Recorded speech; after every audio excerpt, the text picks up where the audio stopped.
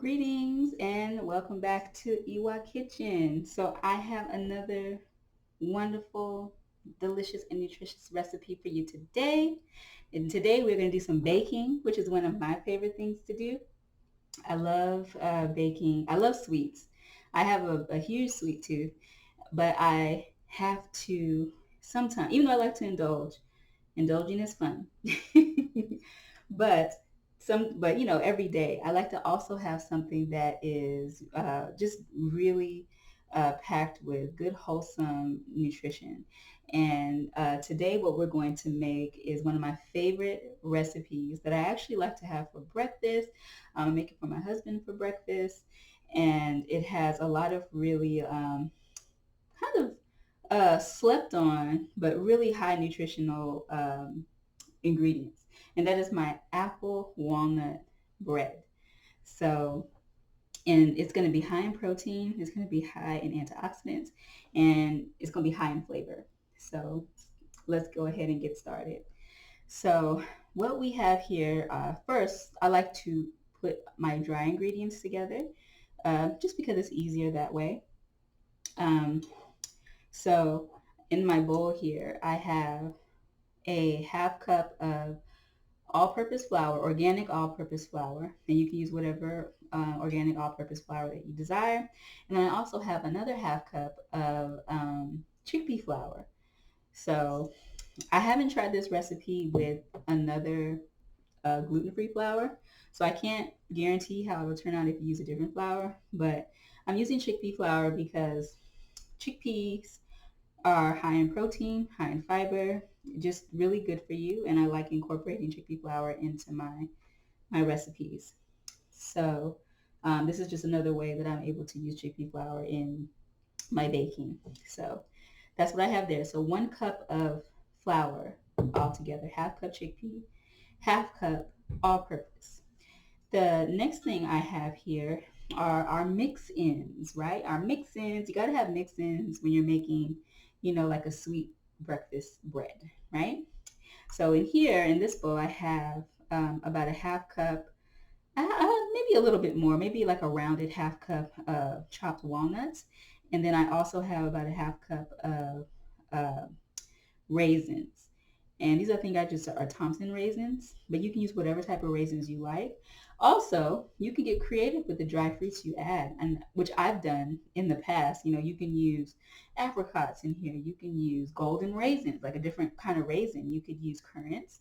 Um, you know, go crazy with the dry fruit, and it will just transform the flavor of the bread and make it even more exciting in your recipe. So we're adding that. Okay. Next, with our dry ingredients, we are adding our spice now. So I have cinnamon here, and this is Ceylon cinnamon. I like using Ceylon cinnamon.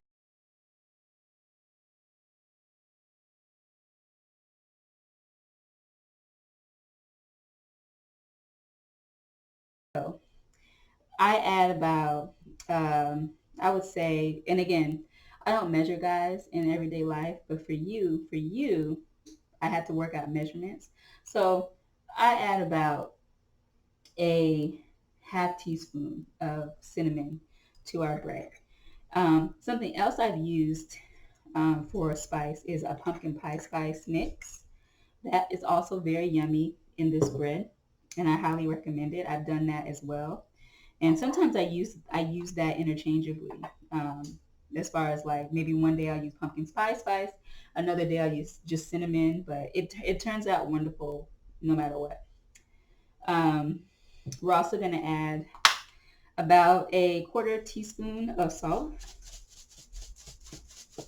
Why am I adding salt to this sweetbread? Because you gotta add a little bit of salt to your sweet dishes when you're baking this. It's because you don't want the sweetness to be flat. When you don't add salt, you kind of have, I don't know how to describe it, but you can tell when there's no salt in when you make something and there's not any salt in the sweet thing. It just kind of is like a one note sweetness. Whereas when you add salt, it actually brings out more of the sweetness. It actually helps to bring out the different flavors you have in your dish better than it just being, just sweetened and then no salt. So if you haven't been adding salt to your baked goods, add a little bit because it does support. Um, and then the next thing we want to add, oh, let me get my tablespoon.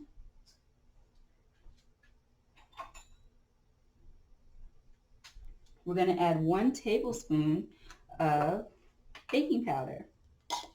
Baking powder, not baking soda, baking powder. Okay. And then we're going to go ahead and mix this up. We're mixing our dry ingredients to make sure everything's incorporated, that the flours have blended together. And you'll also notice that we are coating the walnuts and the raisins in flour when we do this as well. Speaking of which, we have one more add-in, but I like to do this step where we mix it like that before I add in our apples, which is, one of the star ingredients of our recipe.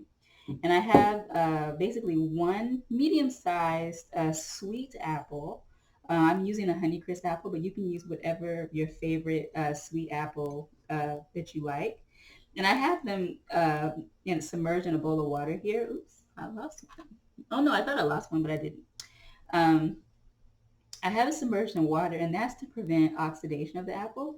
So if you ever are in that situation to where you need to prep apples, like cut them up while you're doing some other things, like maybe while you're multitasking with recipes in the kitchen, submerge your apple slices or your apple cubes in water, and that will help it not to oxidize while you're doing other things. And another thing you can do too is put some lemon juice in the water. I didn't do that this time, and it kept my apples fine, but you can also add some lemon juice to that water that you submerge your apples in, and it will also help preserve them even better. So now I'm doing the mixing again. Uh-oh, lost the walnut, but I got it back. Um, you're mixing the apples in your dry ingredients, and it's going to coat them.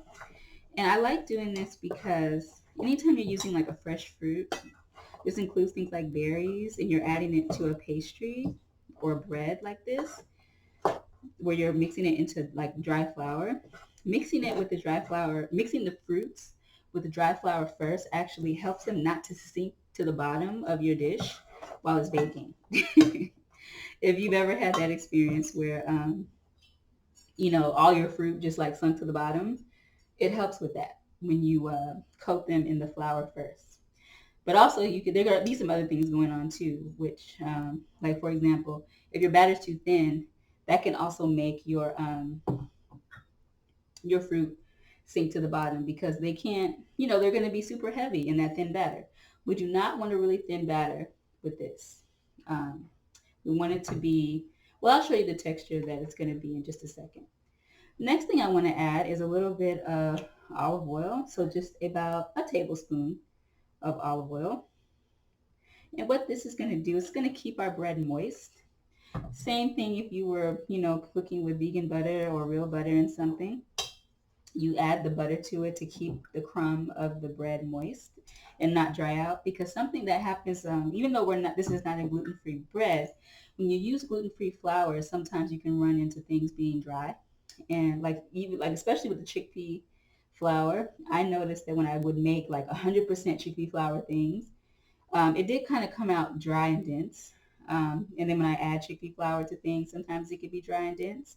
But if you add in your olive oil, it can help keep the crumb of the bread moist for you. So you're going to add now about anywhere from a half cup to 3/4 cup of water. And again, this is something that you have to eyeball. Everybody's recipe may be a little different depending on how dry your flour is, how juicy your apples are, maybe how dry your raisins are, like all of that can influence how much water you're using.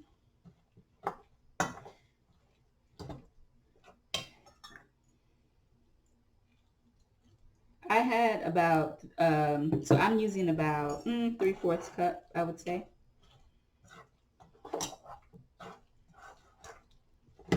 And I'm over here just looking and eyeing the batter again. I don't want it to be thin at all. It's going to be a chunky batter. It's going to be chunky. You want it to be chunky because you don't want your ingredients, your mixins to fall to the bottom. So, all right. I think that looks great. So yeah, I used about, yeah, I pretty much used my 3/4 cup of water to my ingredients. And so I will show you, if you can see, that consistency. It's very chunky. It's not running off the spoon. It's more like, it's kind of it's like paste, almost going into thick pancake batter.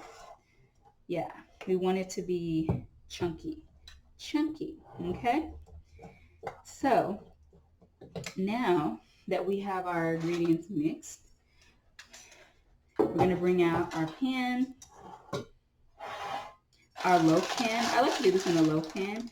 You can do it in whatever pan, kind of pan that you like, but I like to do it in a loaf pan so that you can slice it, right? You want to be able to slice it.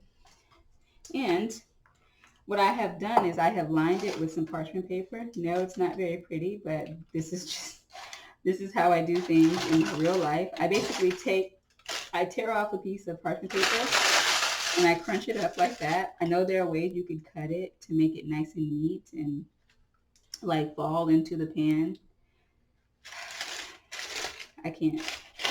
I mean, I can, but I just didn't want to. And I don't. I don't do that usually. I usually just do this. So you can press it into the pan like so. Okay. And then even though we're using parchment paper, I do like to spray a little bit of oil in there anyway. Kind of helps. It helps with the parchment paper releasing from the sides, but it also kind of helps with browning the sides as well. And God, for y'all, those of y'all who don't use parchment paper, who haven't got hip to using parchment paper, this is a lifesaver in the kitchen. If you hate washing dishes, especially pans from baking or just things that get stuck on when you're baking, you need parchment paper because parchment paper makes cleaning up a breeze. Especially things like this that have corners and nooks and crannies and stuff that can get baked in, and you know why deal with that? And you have great innovations like parchment paper. Just make sure that you're getting unwaxed parchment paper. Don't get waxed parchment paper because that will be a disaster. You will have melted wax in your food and you'll be sad. Okay? So don't do that. This is unbleached parchment paper. You can get bleached parchment paper. You can, whatever kind of parchment paper that doesn't have wax, you can do it. That's food grade. And I'm just going to go ahead and just put that in my pan.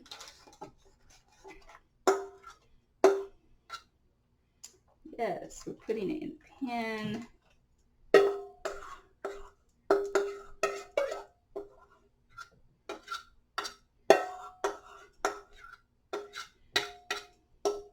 Beautiful. Make sure to get all that goodness out. And then you can absolutely spread it around.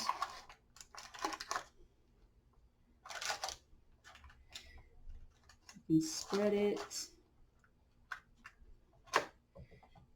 out on your pan.